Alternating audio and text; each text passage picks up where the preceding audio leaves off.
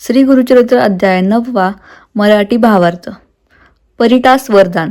श्री गणेशाय नम. नामधारक सिद्ध्याला म्हणाला, महाराज, श्रीपाद श्रीवल्लभ कुरवपुरात असताना त्यांनी आणखी काय लीला दाखवल्या. सिद्धयोगी म्हणाला, तेथे वास्तव्यात श्रीपाद यती स्नानासाठी नित्य नदीवर जात असत. लोकचाराला अनुसरून संध्या व पूजादी कर्मे करीत असत. त्या ग्रामात एक परीट राहत होता. तो भाविक होता. श्री गुरूंना पाहतात हातातले काम ठेवून साष्टांग नमस्कार करायचा.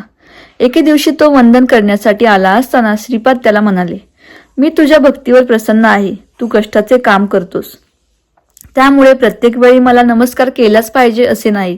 ती आपुलकी पाहून परीटाला खूप बरे वाटले. संसार चिंता टाकून तो त्यांची सेवा करू लागला. मटांगण झाडणे, सडा संमार्जन करणे आदी कामे तो आवडीने करीत असे. वैशाख मासात त्याने एक अभिनव दृश्य पाहिले. एक यवन राजा आपल्या स्त्रियांसमवेत नौकाविहारासाठी आला होता. राजस्त्रिया दागदागिने घालून नटून थटून आल्या होत्या. त्या हसत होत्या, गप्पा गोष्टी करत होत्या. शृंगारलेली नौका, नदी तीरावरील वैभव संपन्न लवाजमा, राजाचे सैन्य, सेवक वर्ग, सलांकृत हत्ती व घोडे, नाना वाद्यांचा गजर, असा तो सुखसोहळा पाहून परीट अक्षरशः भारावून गेला. मटांगण झाडताना तो विचार करू लागला, हा राजा किती भाग्यवान आहे. जन्माला यावे तर अशा वैभवाचा उपभोग घेण्यासाठीच. या राजाने पूर्वजन्मी कोणत्या देवाचे व गुरुची आराधना केली असेल, म्हणून या जन्मी हे सुख प्राप्त झालं. आपल्या नशिबी मात्र कष्टच आहेत. आपले जीने व्यर्थच होय.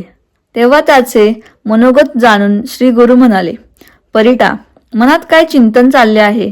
तो म्हणाला, स्वामी, या राजाचे सुख व ऐश्वर्य पाहून मला त्याचा हेवा वाटला. आपल्या नशिबी हे सुख नाही म्हणून खंत वाटली. पण असा विचार मी का करू. त्यावर श्री गुरु म्हणाले, परीटा, तू जन्माला आल्यापासून कष्टच करीत आहेस. सांसारिक सौख्य कधी अनुभवलेच नाहीस. त्यामुळे तुझ्या मनात सुखोपभोगांची इच्छा निर्माण होणे साहजिक आहे. त्या तुझ्या इच्छा पूर्ण झाल्याच पाहिजेत, अन्यथा मोक्षप्राप्तीत अडथळा येईल. म्हणून पुढील जन्मात तू यवन जातीत उत्पन्न होऊन बेदरचा राजा होशील, असा मी तुला आशीर्वाद देतो. तुला सर्वोत्तम राजभोग व समस्त ऐश्वर्य प्राप्त होईल. परीट म्हणाला, पण त्या जन्मातही तुम्ही मला अंतर देऊ नका. श्री गुरु म्हणाले, मी तुला कसे अंतर देईन. तुझ्या वृद्धपकाळी नरसिंह सरस्वती रूपाने मी तुझी भेट घेईन. तुला ज्ञान देऊन या जन्माची खूण सांगेन. ते राजभोग या जन्मातच भोगायचे असतील तर तसे सांग. परीट म्हणाला, त्या भोगांचा या म्हातारपणी मला काय उपयोग. ते सर्व सौख्य मी पुढील जन्मात तरुणपणीच भोगेन. तेव्हा तथास्तु म्हणून श्री गुरूंनी त्याला निरोप दिला. घरी गेल्यावर परीट मरण पावला. कालांतराने त्याचे बेदरच्या राजवंशात जन्म घेतला. ती कथा पुढे सांगणारच आहे. पर्यटकाची कथा सांगून सिद्धयोगी म्हणाला, नामधारका, श्रीपादांच्या वास्तवाने कुरवपूर पवित्र झाले. त्या गुरुपीठाचे महात्म्य फार थोर आहे. अवतार कार्य पूर्ण होताच श्री गुरु आश्विन वद्य द्वादशी मृग नक्षत्र असताना गंगेत गुप्त झाले.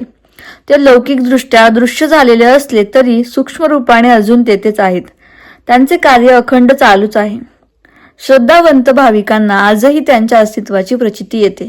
श्री गुरूंच्या कृपेने त्यांची कार्यसिद्धी होते. अशा पद्धतीने 9वा अध्याय समाप्त. अवधूत चिंतन श्री गुरुदेव दत्त. व्हिडिओ आवडल्यास व्हिडिओला लाईक, शेअर आणि सबस्क्राईब करायला विसरू नका.